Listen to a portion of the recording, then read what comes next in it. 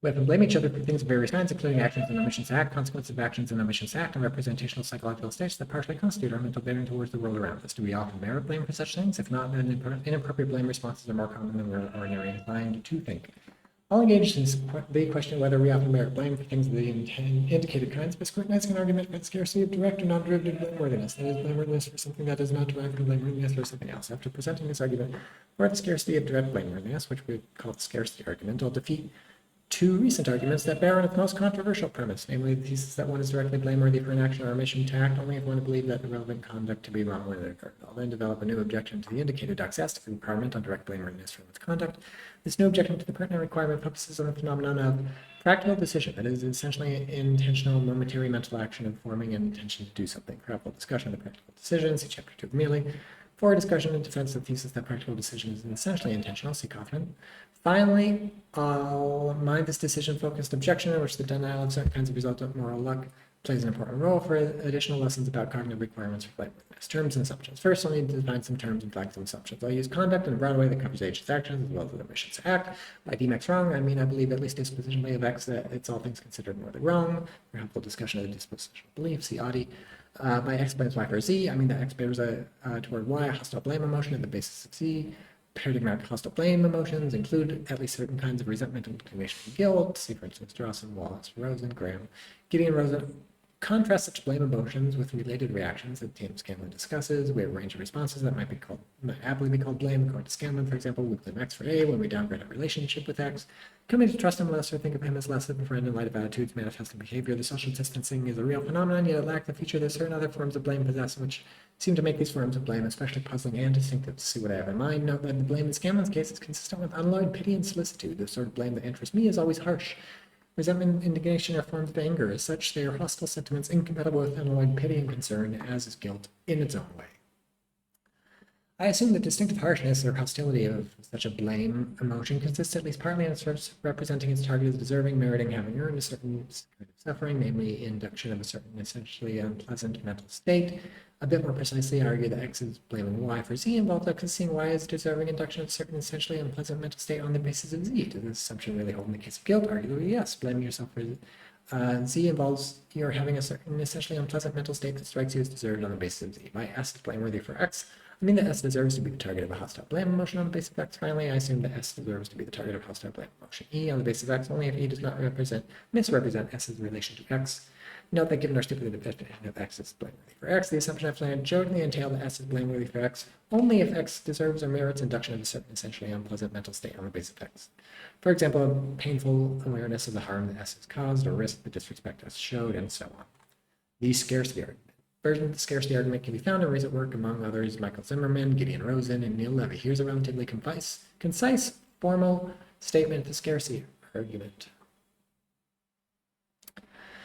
1. S is directly blameworthy for S only if X is an instance of S's conduct. 2. S is directly blameworthy for an instance of conduct C only if S deemed C wrong when C occurred. Therefore, 3. S is directly blameworthy for X only if X is an instance of S's conduct that S deemed wrong when X occurred. 4. Rarely if ever does one deem an instance of one's conduct wrong when it occurs. Therefore, 5. Rarely if ever is one directly blameworthy for something.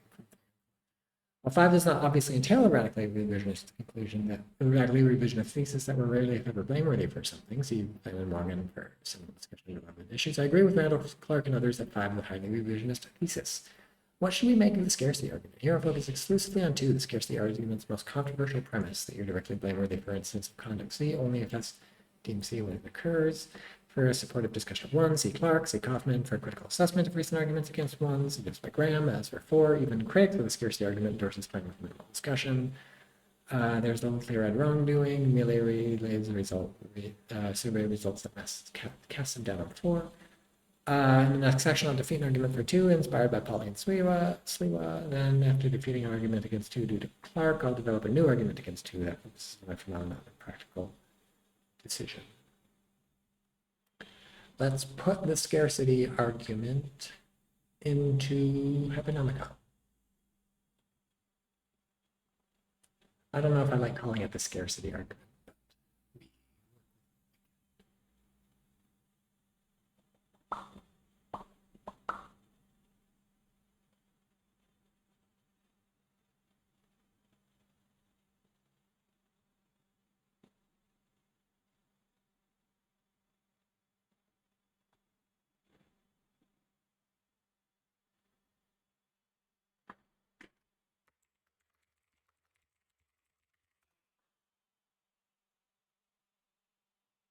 Whoops.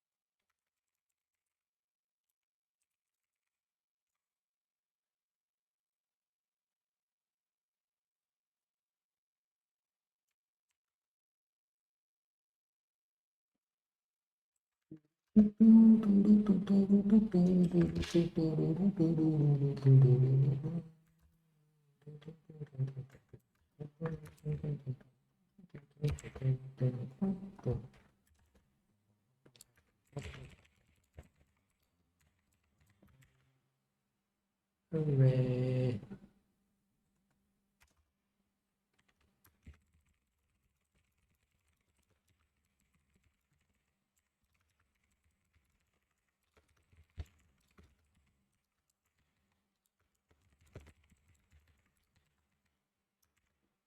Okay.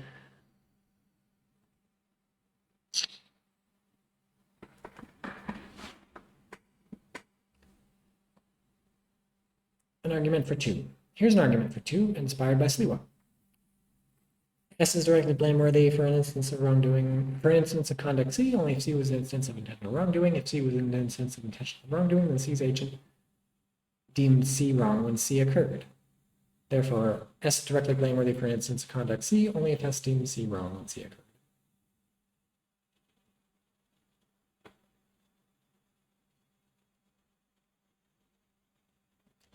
No reason not to put this in Hypernomicon.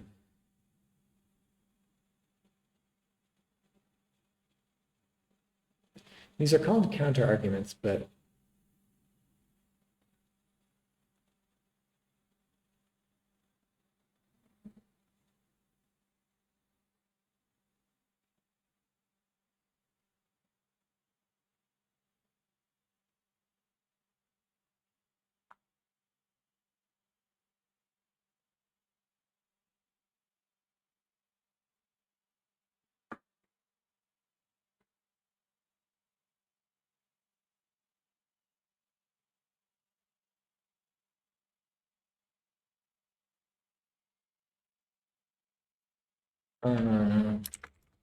what do they call it?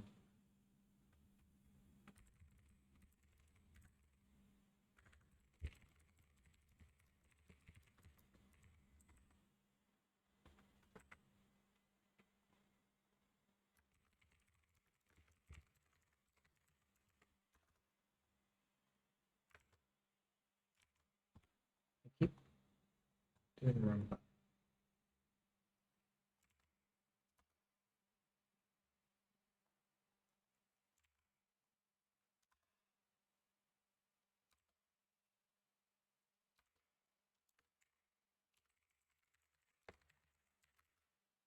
Okay, what should we make of this argument? We start our assessment by noting that the term intentional wrongdoing is ambiguous. On the one hand, we can interpret intentional wrongdoing as conduct that's both intentional and wrong. On the other hand, we can interpret intentional wrongdoing as conduct that is intentionally wrong. The latter reading is logically stronger than the former. Any conduct that's intentionally wrong is both intentional and wrong, but conduct can be both intentionally wrong without being intentionally wrong. Rosen's version of the familiar case illustrates the possibility of conduct that's both intentionally wrong yet not intentionally wrong. Dr. Epstein prescribes penicillin for a patient with a violent allergy to the drug. Suppose he does so in total ignorance of the allergy with the honest and confident belief the drug will do no harm.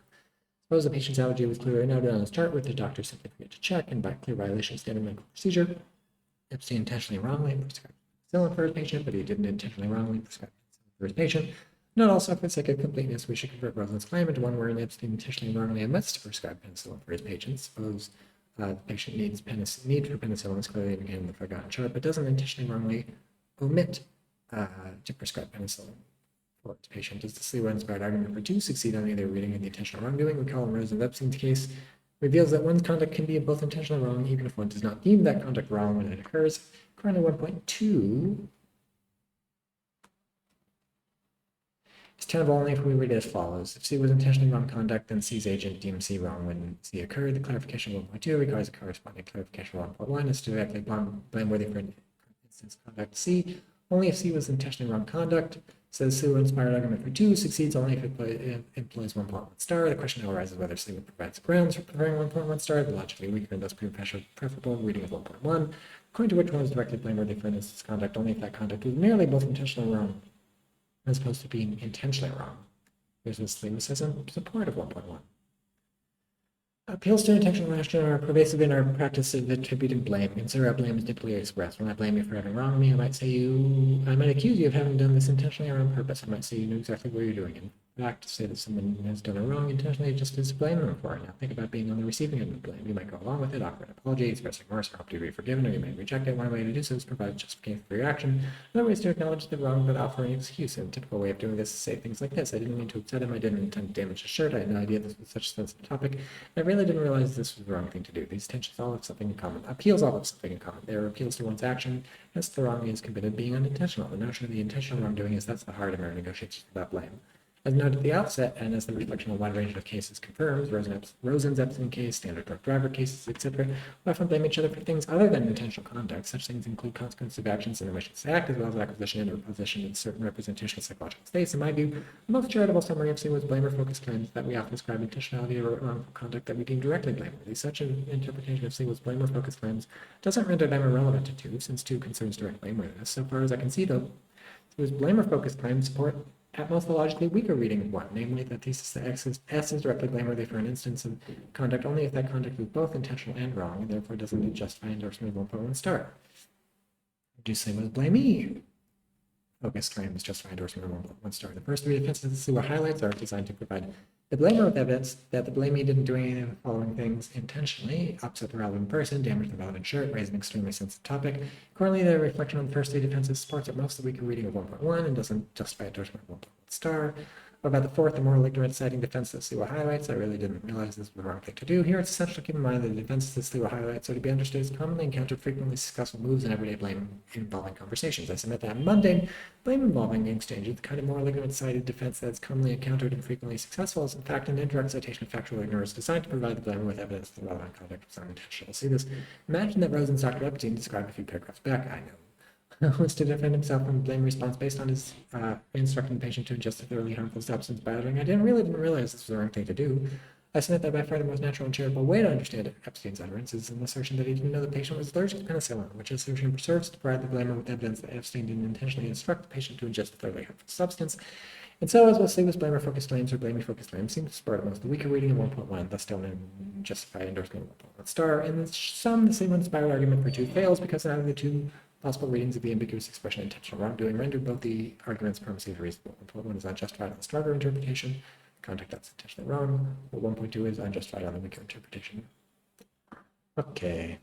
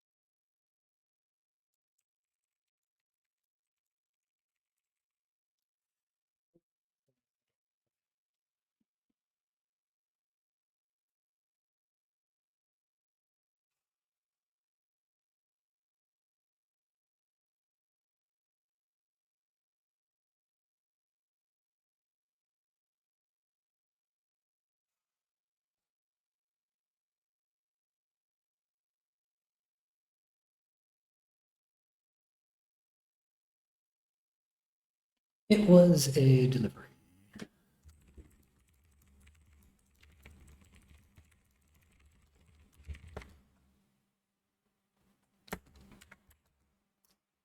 Give the deliverer 5 stars.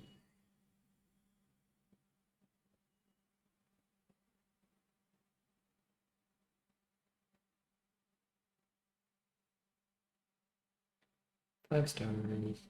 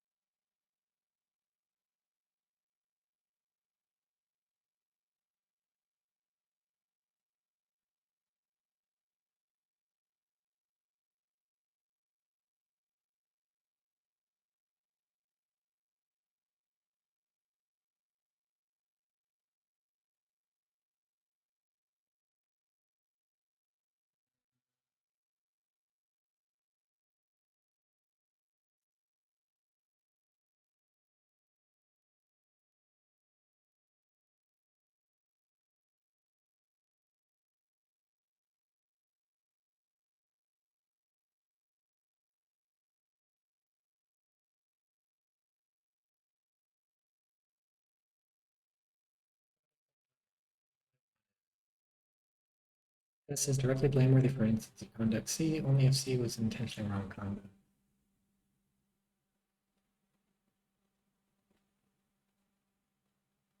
Yes, because we could.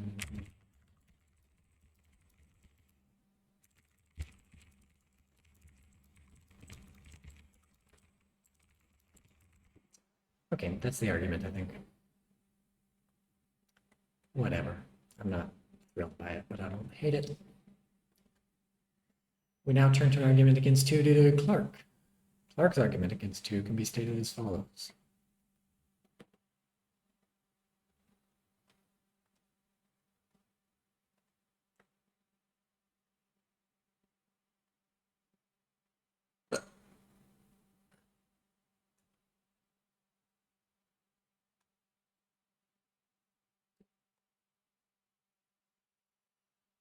Necessarily, if it was reasonable to expect an agent to be aware that their conduct was wrong and they were free to do otherwise, then the agent is directly blameworthy for the relevant.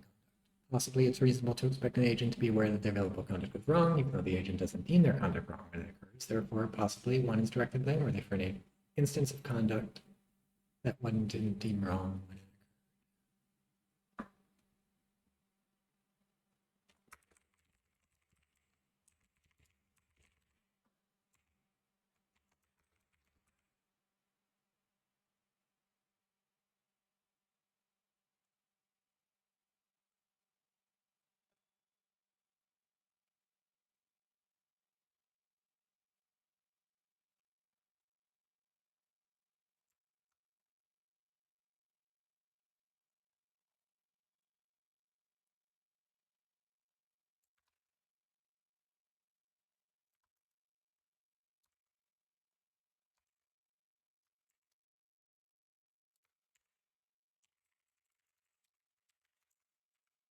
Okay.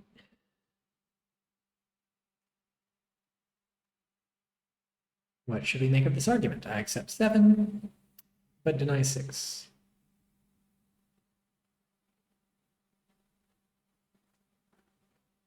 Argument against 6 will focus on an example that involves a wrongful admission as to Clarke-Soco cases. Consider the following example.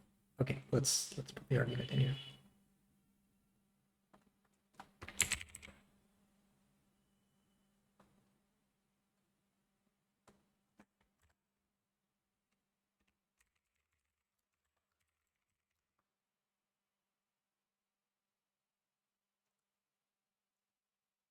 Okay. Doctor. We've reached the point in the day when it's reasonable to expect Doc to be aware of everything on his patient Anne's medical chart. Unfortunately, Doc has simply forgotten to check Anne's chart and isn't aware of anything on it. Due to a recording error that had nothing to do with Doc, Anne's chart contains information about another patient, Bob, that's missing from Bob's chart, namely that Bob should be given penicillin.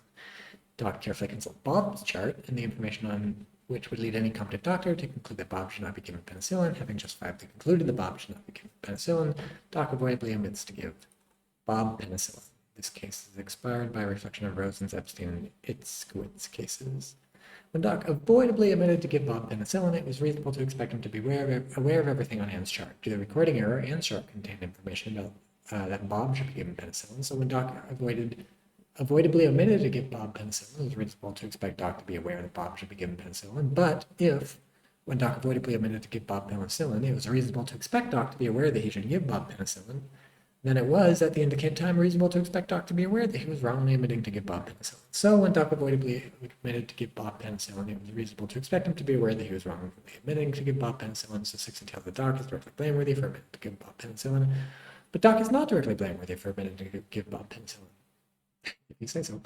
One is directly blameworthy for instance context C only if one would still be to some non-zero degree blameworthy for C, even if one didn't derive blameworthiness from C from blameworthiness for something else. So Doc is directly blameworthy for omitting to give Bob penicillin only if he'd still be blameworthy for omitting to give Bob penicillin, even if it didn't derive blameworthiness for that omission from blameworthiness for something else. Suppose then the Doc doesn't derive blameworthiness for the indicated omission from blameworthiness for something else, e.g., omitting to check Anne's chart. Then, keeping firmly in mind that Doc omitted to give Bob penicillin only after and because he carefully consulted Bob's chart and justifiably concluded that Bob should not be given penicillin, Doc didn't seem blameworthy for omitting to give Bob penicillin. Notice we've lost the blameworthy, or sorry, the directly.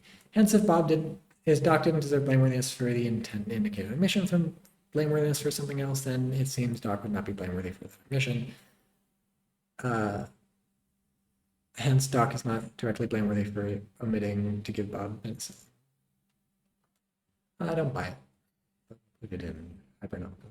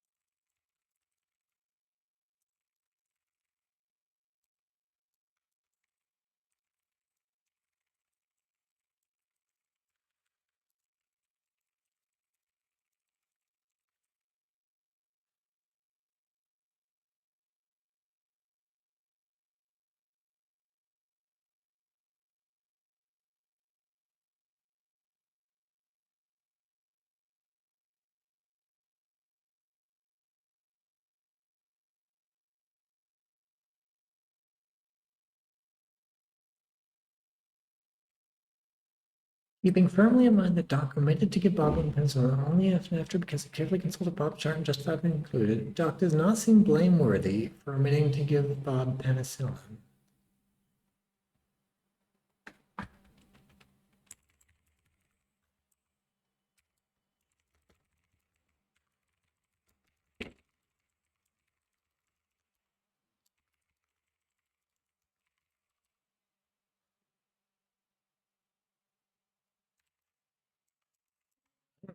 I even understand. I mean, I guess I understand what Coffman is saying. I don't understand why I'm supposed to agree.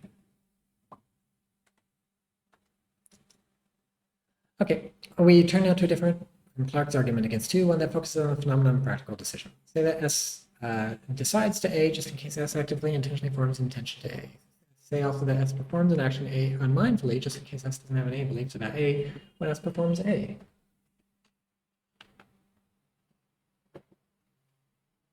The new argument is 2 runs as follows.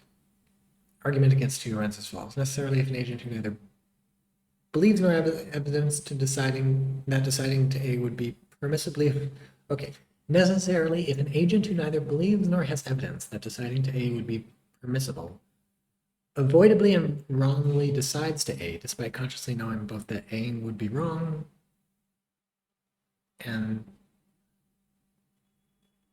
that they're free not to A, and the agent is directly blameworthy for their decision to A. Possibly, an agent who neither believes nor has evidence that deciding to A would be permissibly, avoidably, possibly an agent who neither believes nor has evidence that deciding to A would be permissible, avoidably, wrongfully, and unmindfully decides to A, despite consciously knowing both that A would be wrong and that they're free not to deny. Therefore, possibly an agent is directly blameworthy for instance conduct that they didn't deem wrong when it occurred.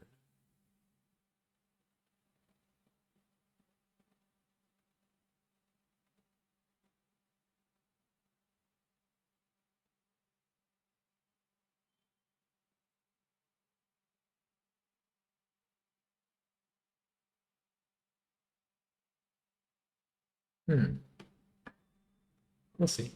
We'll keep reading. This argument is clearly valid and 9 seems obviously true. Okay, I wanted like an example of this before I even decide, but it's supposed to be obviously true.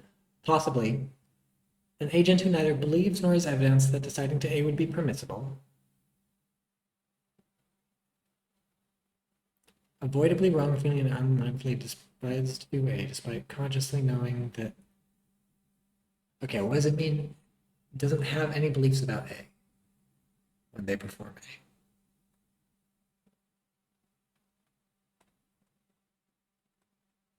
Despite consciously that knowing that A would be wrong.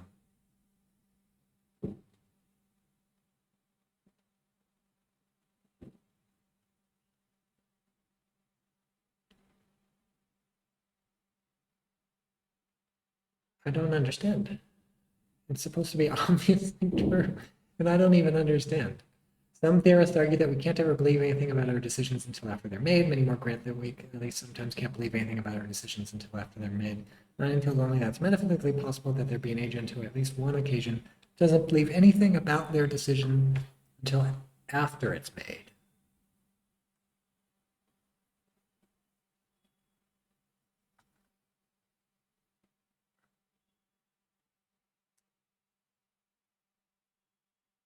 I don't understand. How can you know that Aang would be wrong, but not have any beliefs about Aang until after you've A'd? This model claim allows, but certainly doesn't entail that all decisions are consciously made.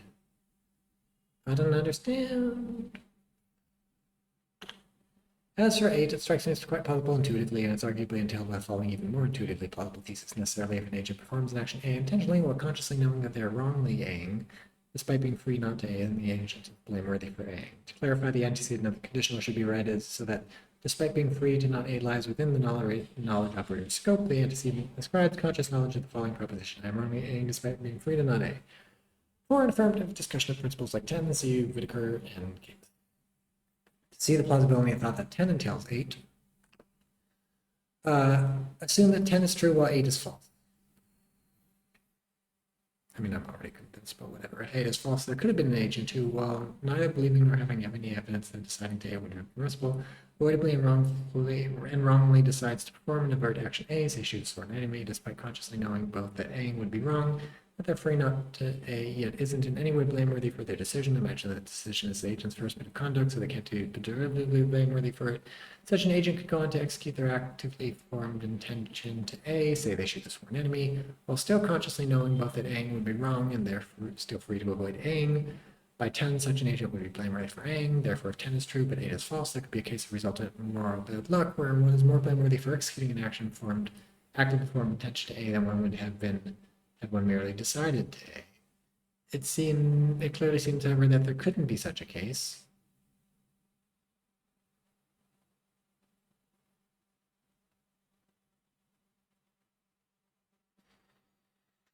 Okay, hence if 10 is true, then 8 is true as well, but finally 10 is extremely plausible intuitively, and so independently of 8's own significant intuitive appeal, careful reflection on even the more intuitively appealing 10 in its relation to 8 provides strong reasons to believe 8. Both Clark and Fitzpatrick mentioned decisions in connection with the scarcity argument, but neither seems to fully appreciate that certain decisions involving cases constitute counterexamples to 2. I think we've moved on, and I still don't understand this. I will keep reading. The only decision that Clark discusses in this connection is one whose agent deems it wrong when it occurs and thus couldn't itself be counterexample to 2. And while a portion of Fitzpatrick's paper might be read as at least suggesting that certain decisions are counterexample to 2, such an interpretation of that pertinent material would have to see Fitzpatrick's overall position as inconsistent. Fitzpatrick explicitly maintains that one's blameworthiness for an action that one didn't deem wrong must derive from one's blameworthy failure to deem the action wrong, which claim entails that one can't be directly blameworthy for an action that one didn't deem wrong, which claim entails that no decision that one failed to deem wrong could be counterexample to. In my view, the most charitable interpretation of Fitzpatrick's overall position sees it as endorsing arguments against 2, one of whose basic premises is this: if one wrongly admitted to take certain measures to avoid subsequent unwitting wrongdoing, but could reasonably have been expected to take those measures, then one is directly blameworthy for omitting to take those measures. Thought my case is a counterexample to 11. Oh, I don't know if I want to keep reading before I figure out what the heck is going on up here and put it in hybrid.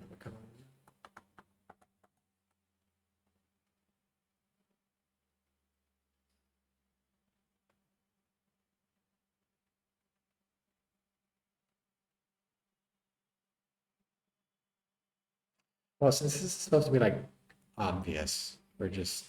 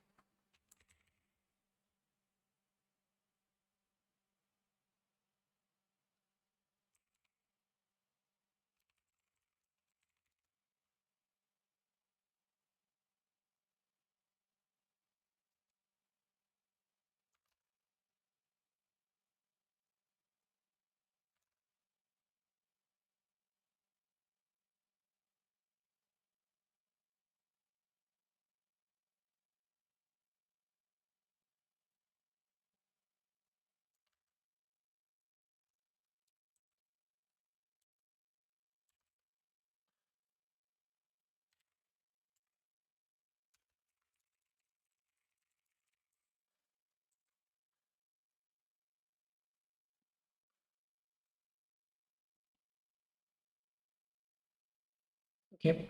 Moving on.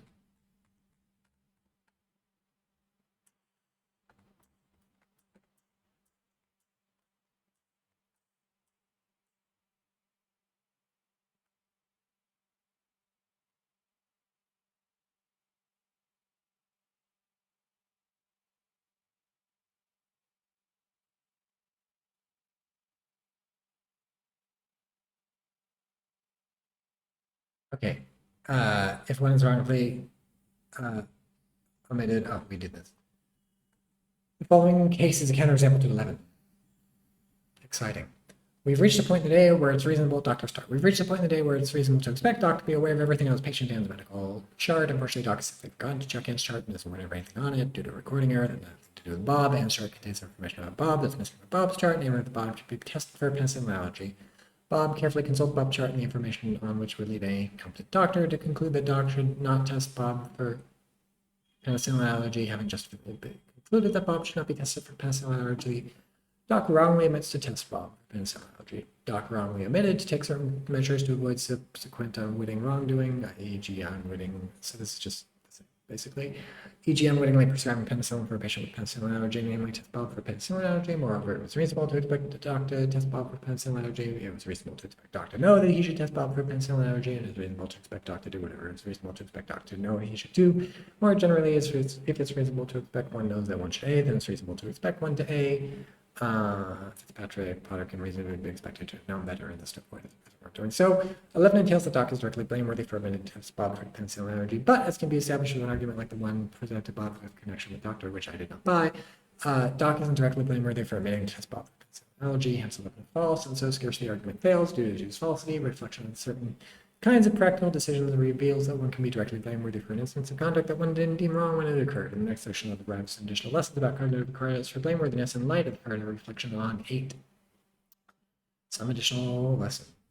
There's a wide range of theorists endorse the following prima facie plausible thesis. See, among others, Smith, Chenet, Rosen, Zimmerman, Levy, Fitzpatrick. One is blameworthy for an instance of conduct that one didn't deem wrong when it occurred, only if when the conduct was occurred, one was blameworthy for one's failure to deem the conduct wrong. Further reflection on 8 reveals the above thesis is false. To see this now, the following analog of 9 is extremely plausible. 9 star.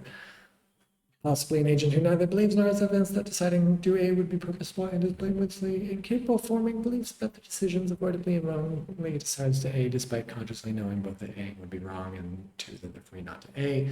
Suppose that through no fault of one's own, nefarious neurosurgeons surreptitiously modified one's brain so that one is currently incapable of forming beliefs about one's decisions. 8 and 9 star jointly entail that one could be directly blameworthy for a decision that one didn't deem wrong when it occurred, even though when the decision occurred, one was not blameworthy for failing to deem the decision wrong. In light of 8 and 9 star, we can see the above prima facie plausible thesis is in fact false. Yeah, I don't buy it, but fine. Suppose that all decisions are made unconsciously, see mainly for introduction to and critical discussion of relevant literature. Many theorists, mostly scientists, but also some philosophers, suggest the thesis that all decisions are made unconsciously entails that we're never morally appraisable for anything we do. See merely for further reflection on 8 reveals this suggestion is false. See this note, the following analog of 9 is extremely false. Possibly an agent who neither believes nor has evidence that deciding to A would be permissible, avoidably, wrongfully, unmindfully, and unconsciously decides to A despite consciously knowing that 1, A would be wrong, and 2, they're not free to not A, that they're free to not A. A and 9 prime generally entail that one could be directly blameworthy for an unconscious decision. Merely seems to agree, though as far as I can tell with that argument, that we could not be morally appraisable for unconscious decisions, which in turn entails that one could be directly blameworthy for an action such that one has no evidence for its occurrence when one performs it. Thus refuting a claim about cognitive requirements for direct blameworthiness that one might have taken seriously as mission to choose falsity. Still don't buy it. Here's a claim that's weaker than 2 and compatible with 8. This is directly blameworthy for an instance of conduct only if when C occurred, S either deemed C itself wrong or deemed wrong some action type, including C's content. 2 questions now arise. If 2 minus were true, might it yield promising arguments for the scarcity of direct blameworthiness?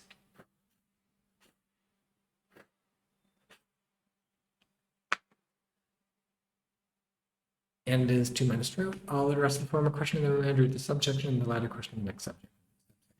Reflection reveals that 2 minus definitely yield a promising argument for the scarcity of direct blameworthiness. To see this, suppose we replace 2 in the scarcity argument with 2 minus. To observe the argument's validity would then have to strengthen 4 as follows. 4 plus.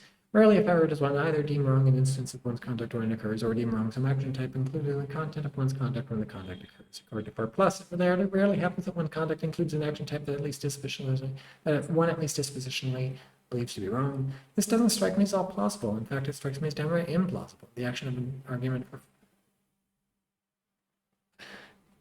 Give me one example, please. In the absence of an argument for 4 plus, we can reasonably deem the envisaged revised version of the scarcity argument unsuccessful. Indeed, I believe that the envisaged revised argument's failure is overdetermined, for 2 minus is also implausible. Consider the following claim that's in the same ballpark as 8 star. Necessarily, if an agent who neither believes nor has evidence that deciding to A would be permissible, avoidably and wrongfully decides to A despite consciously knowing both that one is A has a future F, which is factologically suffices to make A morally wrong. And 2, they're free to not A, then the agent is directly blameworthy for their decision to A. 8 star strikes me as quite plausible intuitively, and is entailed by the following even more intuitive plausible thesis that's in the same ballpark as 10 star. Necessarily, if an agent performs an action A intentionally despite consciously knowing both 1, A has a future F, which affects logically suffices to make A morally wrong, and 2, that they're not free to A, and S is blameworthy for performing A. To begin to see the plausibility of in the thought that 10 star entails 8 star. Assume that 10 star is true while 8 star is false. If 8 star is false, there could be an agent who, while neither believing nor having evidence that deciding to A would be permissible, avoidably and wrongly decides to perform the bird act, say she is for an enemy, despite currently knowing both 1, that Aing has a future F, say causing them necessary suffering, which in fact logically suffices to make Aing wrong, and 2, that they're free not to A, yet isn't in any way blameworthy for their decision to A. Imagine that this decision be the agent's first bit of conduct, so they can't be derivatively blameworthy for it. Such an agent would go on to execute their actively formed intention to A, say they shoot as for an enemy, while still currently knowing both 1, that Aing has a feature F, which in fact logically suffices to make Aing wrong, and 2, they're free not to A. By 10 star, such an agent would be blameworthy for Aing, and so if 10 star is true but A star is false, that could be a case where 1 is more blameworthiness for executing an agent acting formed intention to A than 1 would have then 1 would have been had 1 merely decided to A. It clearly seems, however, there could be such a case, hence if 10 star is true, then 8 star is true as well, but finally 10 star is extremely plausibly intuitive, and so independently of 8 star's own considerable intuitive appeal, careful reflection on the even more intuitively plausible 10 star and its relation to 8 star provides strong reason to believe 8 star. Deja vu. But 8 star is inconsistent with 2 minds. All 2 minds, yeah, I don't.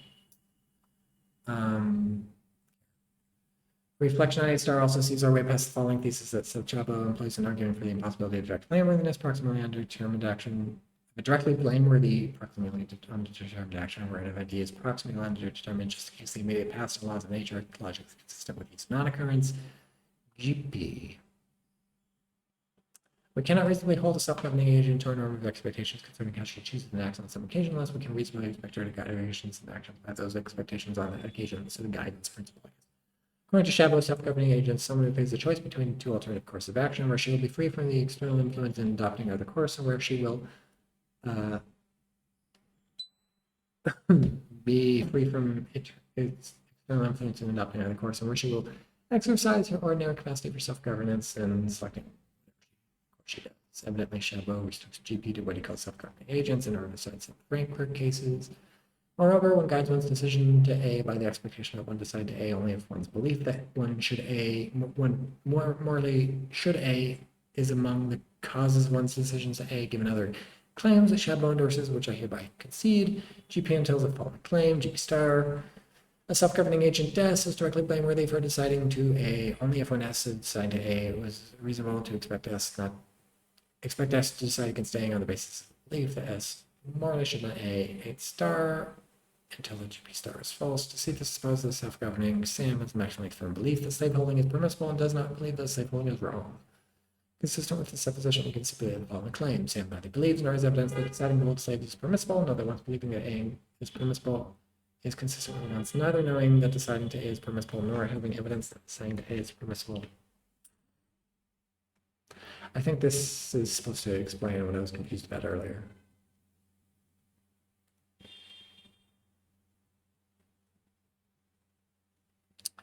Sam avoidably and wrongly decides to hold slaves despite consciously knowing both that slaveholding has a feature S, causing out everyday suffering, which in fact logically suffices to make slaveholding wrong. And he's free to avoid holding slaves.